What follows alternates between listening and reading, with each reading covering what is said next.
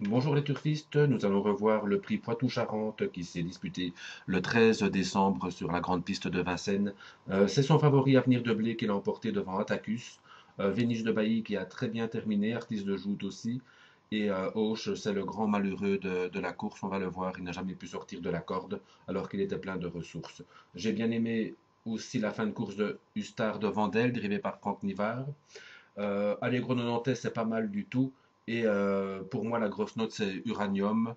Jean-Michel Bazir, il a vraiment beaucoup de mal avec ce cheval, mais en retrait, il a montré une forme parfaite. Voilà, là, je vous le pointe. Il est à la faute, il va être disqualifié et il va suivre tout à fait facilement en retrait. Pour moi, c'est un cheval qui a largement la pointure dans cette catégorie. Bon, dès le départ, c'est Valto qui a pris la tête. Il va être dans un premier temps relayé par Auge qui va attendre les relais. On va laisser passer les chevaux devant la tribune. On voit Auch qui arrive et déjà très bien parti. Avenir de Blé, un très bon cheval, hein, même s'il gagne un peu juste, mais voilà, c'est une victoire quand même. Dans le dos de Avenir de Blé, c'est le cheval de Sébastien Garato, Attacus. Et derrière Attacus, c'est Altesse du Mirel qui va avoir un très mauvais parcours nez au vent alors qu'elle doit être absolument cachée. Donc voilà, en dernière position, qui suit Uranium. Juste devant Uranium, Ustaр de Vandel. Et devant Ustar de Vandel, la casaque blanche avec les épaulettes bleues, c'est Vénus de Bailly qui va très bien finir. On va voir ça dans la ligne droite. Voilà, ici, Attacus a pris la tête. Hoche est dans son dos. Altesse de Mirel va venir, fait un effort pour ne pas rester en troisième épaisseur. Elle va venir couvrir Avenir de Blé. Et au gré des relais, le long de la corde, je pense qu'il est sur une cinquième ligne. Il y a Allegro Nantais.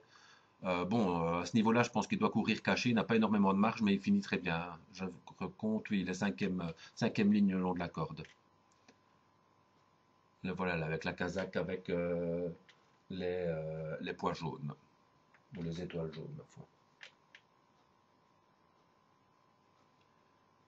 Voilà, les chevaux sont dans la montée. Bon, il y a du rythme, mais sans plus. Attacus et Altesse de Mirel s'entendent bien. Il n'y a pas spécialement d'efforts qui sont faits, donc à partir de là, ça va être difficile de remonter à Attacus qui garde des ressources.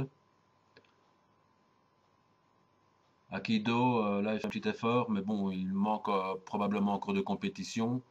Et Avenir de Blé n'a pas voulu se laisser enfermer, il est sorti. Et il va venir se placer à l'intersection des pistes à côté d'Attacus.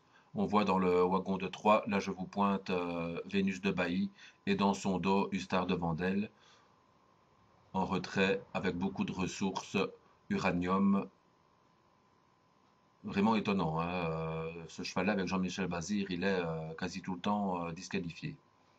Voilà, je vous ai repointé aussi le long de la corde Auge qui va jamais trouver le passage et les chevaux de l'extérieur, la casaque jaune Artiste de Joude, Vénus de Bailly avec sa petite tête blanche et encore le cheval avec la tête en lisse blanche et Ustar de Vandel. Le long de la corde Auge, on voit que il peut pas bouger.